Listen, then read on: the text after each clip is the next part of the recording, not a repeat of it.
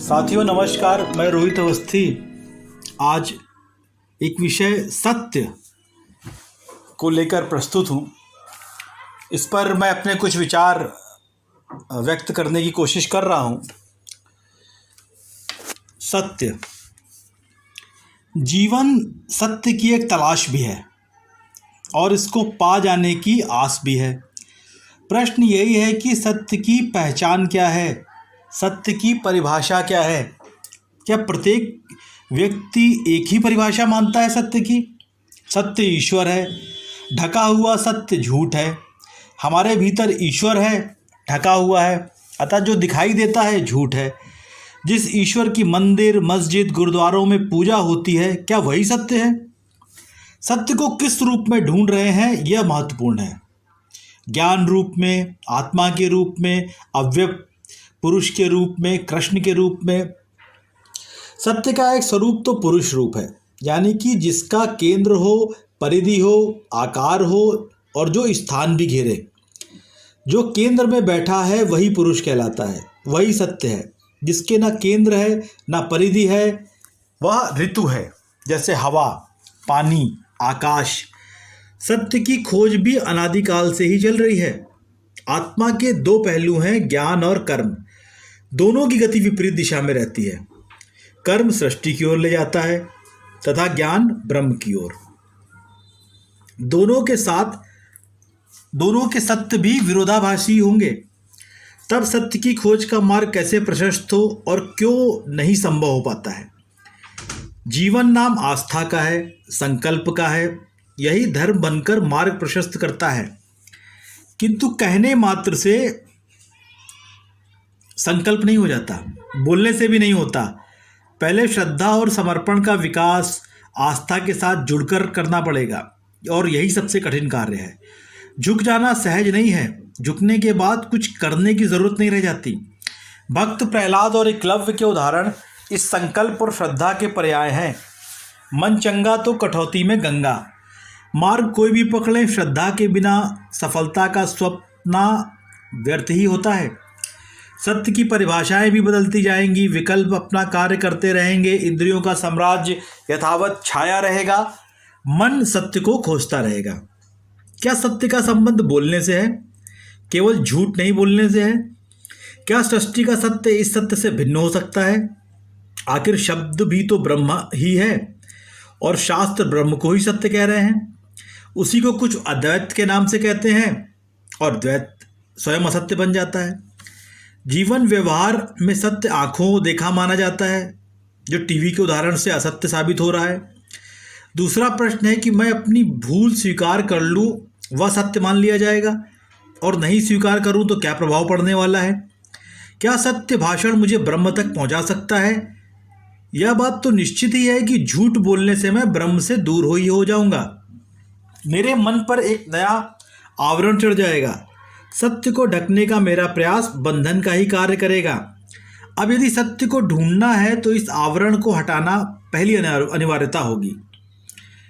किसको पड़ी है इसे हटाने की? दिन भर की दौड़ में ऐसे तो अनेक असत्य जीवन में भरते जाते हैं। हर व्यक्ति के साथ झूठा या अलग व्यवहार करना भी मुखौटों का ही कार्य करना है। माया का कार्य है ढकना, या नित्य सैकड़ों आवरण चढ़ाती जाती है। कामना ही हमें स्वयं से दूर करती है। सच तो यह है कि कामना की पूर्ति ही सत्य का दर्शन है। तृष्णा रूप में माया कामनाएं बढ़ाती जाती है। नित्य नए विषय इंद्रियों के समक्ष आते जाते हैं।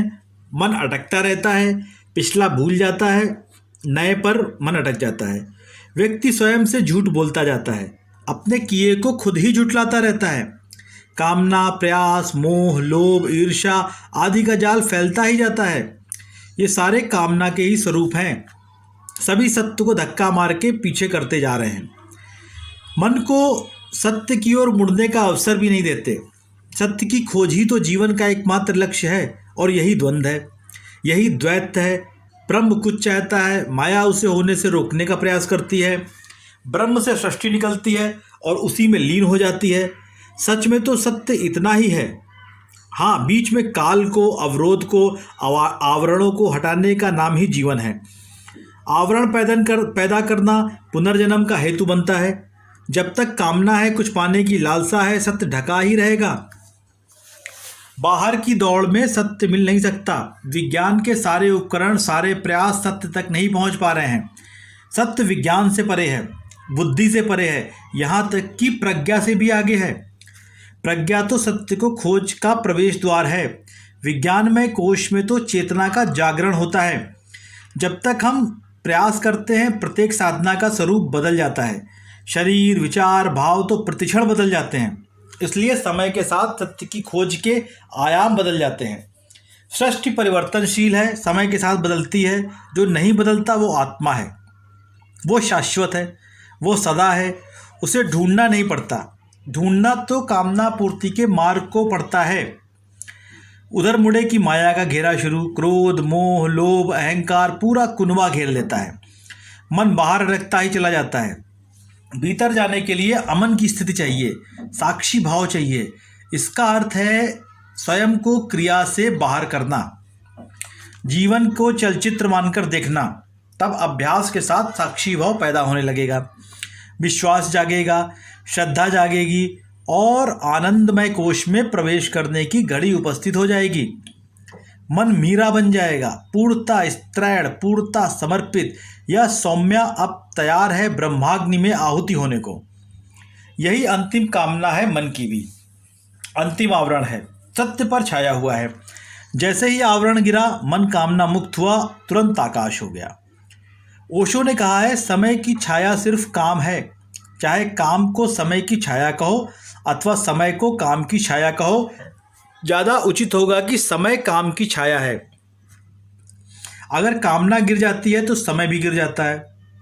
मूल में कामना है, कुछ चाहिए। समय और काम एक ही सिक्के के दो पहलू हैं। ओशो के अन्यंत्र कहते हैं, समय की धारा चीज़ों को खंडों में बांटती है। समय विभाजन का स्रोत है। जिसने समय की तरफ से अस्तित्व को देखा वह देखेगा अनेक। जिसने आकाश की तरफ देखा वह देखेगा एक। जिसने समय की तरफ से देखा वह सोचेगा भाषा में साधना की सिद्धि की। चलना है, पहुंचना है, गंतव्य है कहीं, श्रम करना है, संकल्प करना है, चेष्टा करनी है, तब कहीं पहुंच पाएंगे। जो आकाश की तरफ देखेगा उसके लिए कोई भी गंतव्य नहीं है। सिद्धि मनुष्य का स्वभाव है। आकाश यहाँ है, जाने को कहाँ है? जहाँ हो वहीं आकाश है, बाहर भीतर व्याप्त है, सदा से है। समय में चलना हो सकता है, आकाश में कैसा चलना? आकाश में यात्रा का कोई उपाय नहीं, समय में यात्रा संभव है। श्रमण परंपरा कहती है, श्रम से परमात्मा को, सत्य को पाया जा सकता है। तपना पड़ेगा। हिंदू का आधार अहम ब्रह्मास्मि, पाने की कोई बात नहीं। जागना है, जानना है, ब्रह्म तो भीतर बैठा हुआ है। यह है आकाश दृष्टि। महावीर ने आत्मा को नाम दिया, वो है समय। समाधि को कहा समायिक। जो समय को मानेगा, समर्पण संभव नहीं होगा। आकाश में झुक जाना श्रद्धा नहीं, श्रम नहीं, बोध काफ़ी है।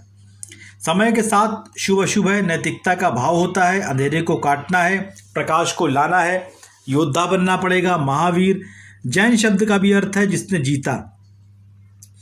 यही बात किसी भक्त से पूछो, कहेगा कि जीतने को कहीं परमात्मा मिलता है क्या? हारो तो मिलता है। हारो, समर्पण कर दो, हारते ही मिल जाता है। द्रौपदी जब तक संघर्ष करती रही, दुशासन को न रोक सकी।